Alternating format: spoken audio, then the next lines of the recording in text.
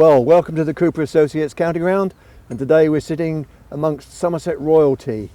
I'd like to welcome to the ground Mr. Joel Garner, who really needs no introduction to people who've been following the game for a long time. He's somebody who's very special, and we're delighted to welcome you back here, Joel. Thank you very much.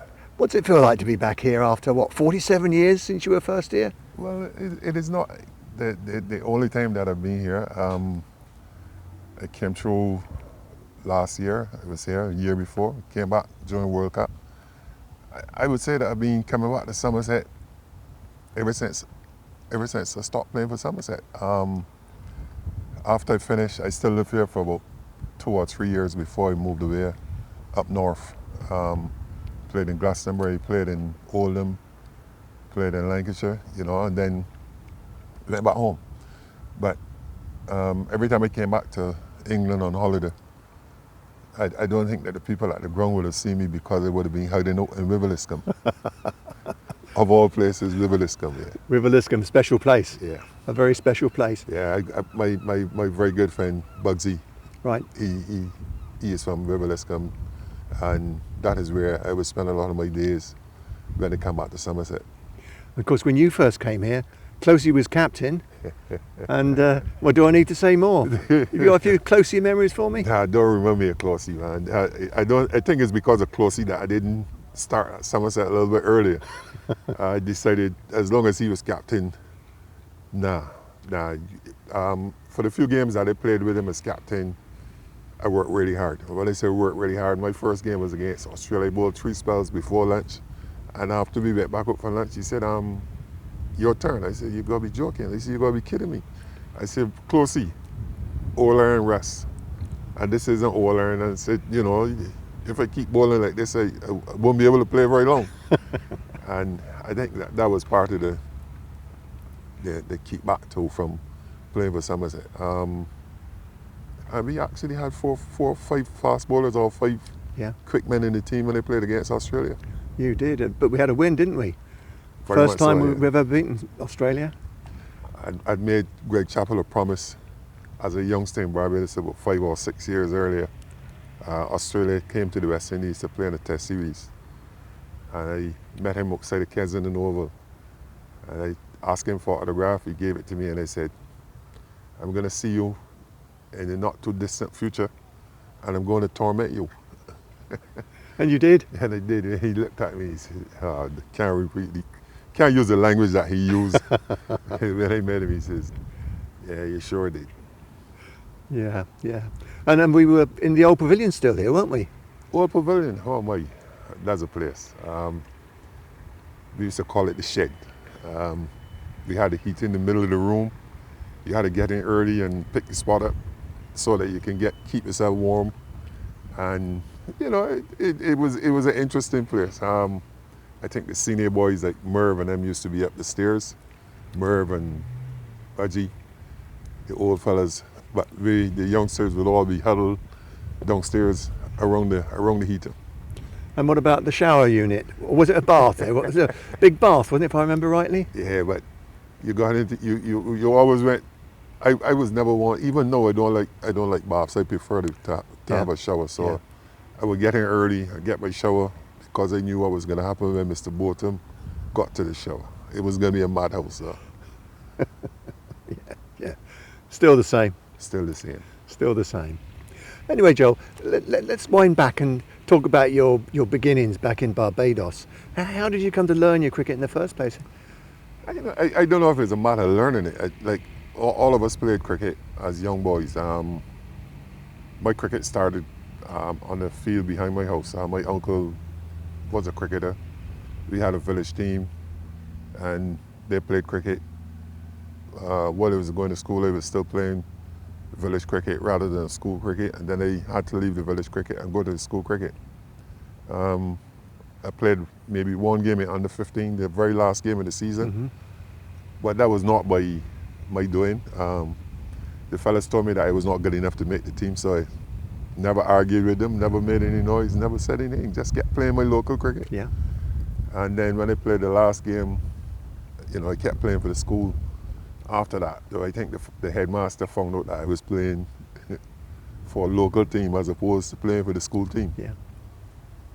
And that was a no-no. He said, no, you must play for the school team. So that's why he ended up playing for my school team. And then that was more or less the beginning. Junior cricket. Did well at school, did well. Left school, went to work with Cable and Wireless, West Hall and Company. Yeah. Another good works team. And it was actually enjoying my cricket with them. It was intermediate cricket, but yeah, it was one level down from the top level. But when we talk about a good club side and a good group of fellas, if you are in a happy environment, you're not too in a hurry to leave it and go anywhere. No, absolutely. So, I kept with them for about 3 years. Whilst I was with them, I was going to trials, and there was a lot of rumblings and a lot of noise, and they said to me that you can't play cricket for Barbados from intermediate. But Van Holder had done it, Malcolm Marshall had done it afterwards. I think there were only about 2 or 3 people who would have played for Barbados from intermediate. And I didn't think that it made a lot of difference, because I was enjoying it. When I tell you I was enjoying it, I was really enjoying it. Like I said, good group of fellas, we're all good friends, we work together, party together, play together. And then after the rumblings and they said I couldn't play cricket for Barbados from intermediate, I said, okay, what I'll do, I'll move, I'll go up to First Division. And I left them and I went to First Division, played First Division, played for Barbados the same year. Still doing the same things, still enjoying it, still having fun. But I always went to clubs. I always played for clubs that had good club life. Yeah. I think that is part of the success of any business. If you got workers and you got people who get on and who enjoy each other's company, it is going to be the place that you would want to be. Yeah, yeah. And that was one of the things about the team here, wasn't it? When you, the team that you came and joined, or that we became, it was an enjoyable unit of people. You all got on so well. Yeah, that's the funny part about it. I came over to England by chance, not by design or anything like that, because it was, like I said, it was working. I was happy working where I was, playing cricket in Barbados, and Duncan Carter said to me, "Little Bird's looking for a pro." I said, "Thanks. I'm happy at home. I'm comfortable." I actually had permanent residence to Canada while I was growing up. Yeah. Because my family lived there. Yes. And my mum and my brothers and they were all there. And I said, "Thanks. I'm happy playing where I am." He said, "Give it a try." I said, "You sure that you?" He said, "Yeah, you would do well, man." I said, "Thanks. I'm enjoying what I'm doing. I'm happy. I'm comfortable." I don't know. I didn't resign. I actually went to Little Bird. I took vacation. Yeah. And I organized with some fellas from the same workplace to work for me when the vacation was up. I said I'll give it 2 months and see if I enjoyed it. If I didn't, I would come back to work.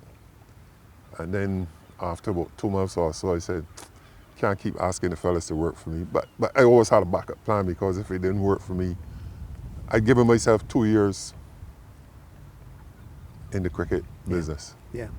And I said, if I didn't make it by the second year, I would have gone back home and joined the police force. Right. So I always had a plan. Yeah. I always knew that after the cricket, I was going to work anyhow. Yeah. And of course, you were successful at Littleborough, weren't you? You had a big season that first season. I had 3 big seasons at Littleborough, but the first 2, and I'd signed a contract for the third when I started playing with Somerset part-time. Yeah. But I was on one. I didn't, because I've signed with them, so I said to them, I won't break the contract. What I'll do is I'll play out the contract, and then I'll make my mind up on what I'll do in the, going forward. Yeah. Which I think was the right thing to do, and I played with them, and I played for Somerset part-time, and Closy retired, and the rest is history. Yeah, but then you came here full-time, didn't you, in 79? 79, yeah. But 78 we had the big disappointments, didn't we? Because we did well, because we made we made a Gillette Cup final on the Saturday. We had a good weekend. One of the best weekends that the club would have had. Yeah. Disappointing, yeah, but I suppose that most of the fellas that would have never gone to No. that level of, Yeah. of cricket or excitement or final. When you think about it, we had fun, and that was the beginning or the platform to go forward and do well. The disappointment was good, Yeah.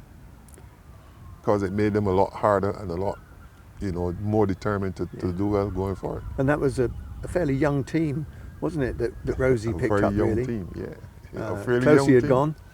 Yeah. Apart from Derek Taylor, you're all pretty Youngsters in the 20s. pretty green behind the ears. Yeah. You're right. We were all very young and Yeah.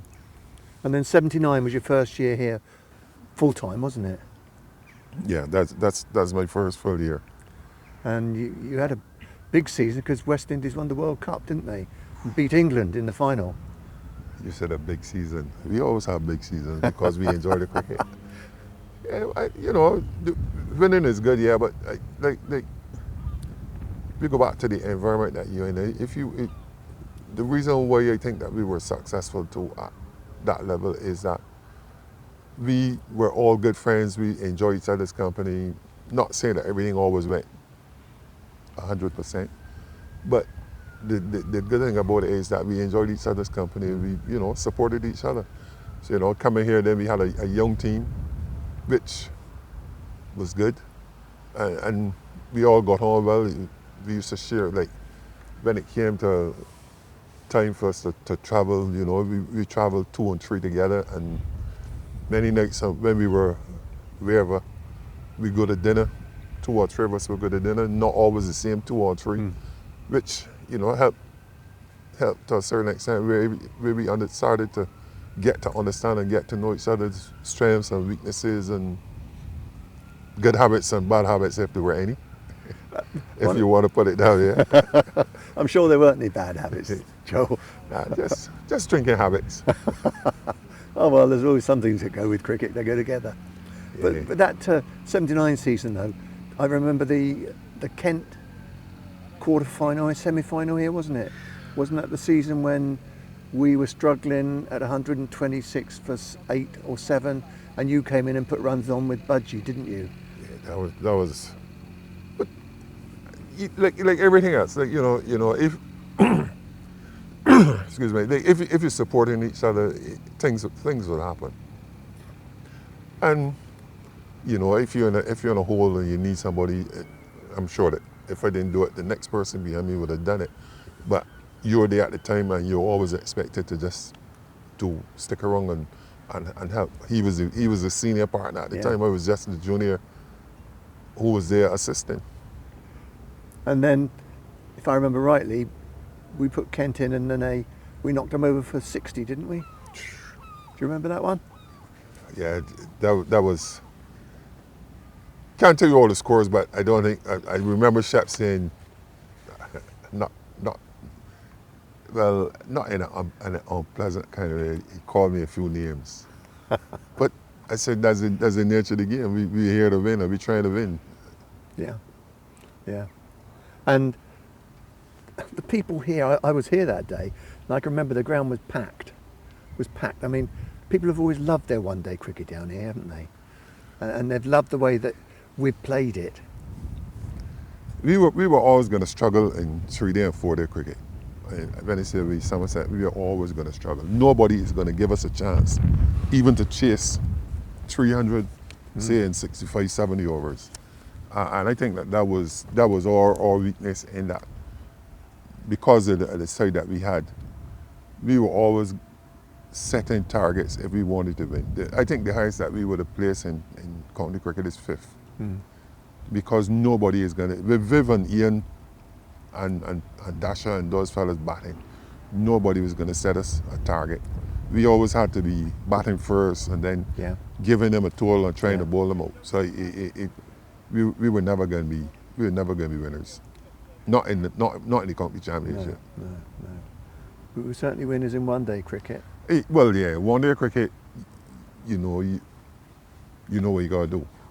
In three-day cricket, calls for a lot more in that. Your winning is dependent. I don't think anybody ever declared and gave us 300 runs to win in 50 overs. When you think about it. But yeah, exactly. We were always the ones to declare and say, okay, you chase. They were afraid of what our boys would do. Very much so. Yeah, yeah. And I think that, people don't realise that. But we did go on to win, didn't we? And we won the Gillette against Northants on the finals day that year. You carry me back some years, man. And then the next day, didn't have a chance to celebrate. You drove up to Trent Bridge and you played knots. John Player. Oh, I don't remember a lot after. The Saturday night, yes, because we had to travel. I remember going up to Nottingham with Chris Greenslade, and they said, Chris, we are not going home. We are not going to drive after this game. And he said to me, you sure? He said, I'm sure that we are not going to drive anywhere after this game. And so I said, so then we came up, we left Nottingham at 11 o'clock the next day to drive back to Taunton, because they knew that we weren't going to drive, not after the night. It is like, we played a final at Lordstone. When we played the final, the fella said, Taunton is the place we want to be. I said, nah, we in London already, let's stay. The fella said, no, Taunton. We're coming on the road and we passed 13 or 14 coaches coming down the road, coming back. I said, you made it back to Somerset and you made it back to Taunton, and that was it. You slept wherever you were for the night. You wouldn't drive again. No, that's right. No. Yeah. We had. I think that people down here knew how to celebrate as well. And what made it interesting too is the scrumpy and the hair. Bears are here, going to Lords. I don't think that the people at Middlesex knew what hit them when Somerset were coming to a final. Talking about cider, look, we've sorted out a brew for you there, Joel. There you go, Cheers. Joel. Thank you. Cheers.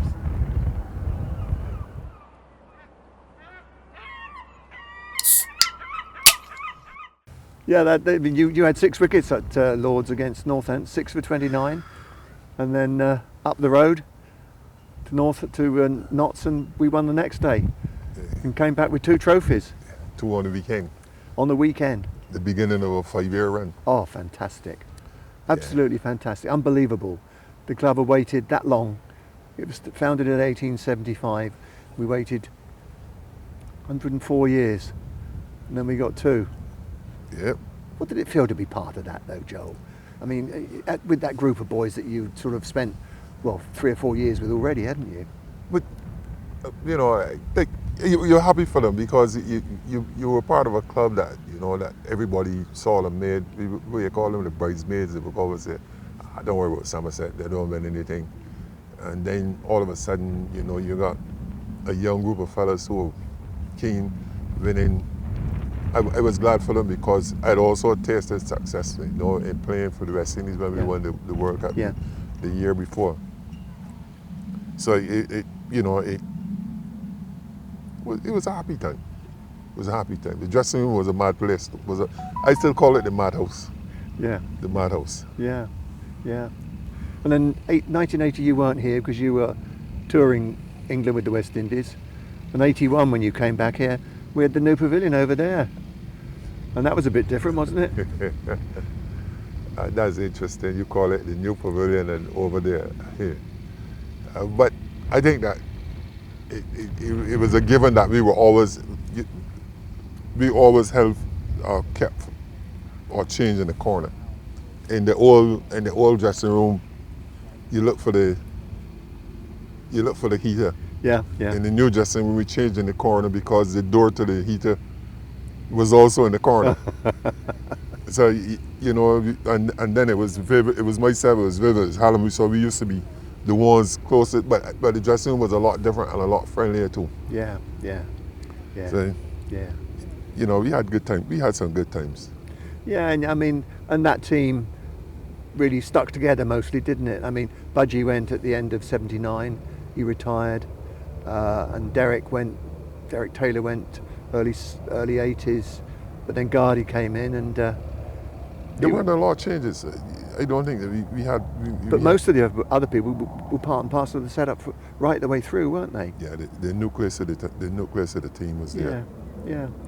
Then of course it all sort of, I suppose, after we won the 5th title in '83. I don't think you were around for one of the seasons, and then obviously things happened. And at the end of '86, you played your last game here in '86, didn't you? Derbyshire in a John Player League. See, you remember? I do remember, because I was here that game. I remember. It was all tinged with sadness, because you three lads were going to disappear. Yeah, well, I went past all of that. Maybe a year after it was all over, I just put it behind me. It's part of life. You move on. You don't keep things that happen that don't make sense. And I always knew that when I got to 35 that I don't see myself running around and playing cricket again. Not as a fast bowler. No. And I was close to 35, so yeah. I wasn't really too worried. I just went back to the leagues I don't even know why I went back to the leagues. They kept saying to me, come and play. But by then,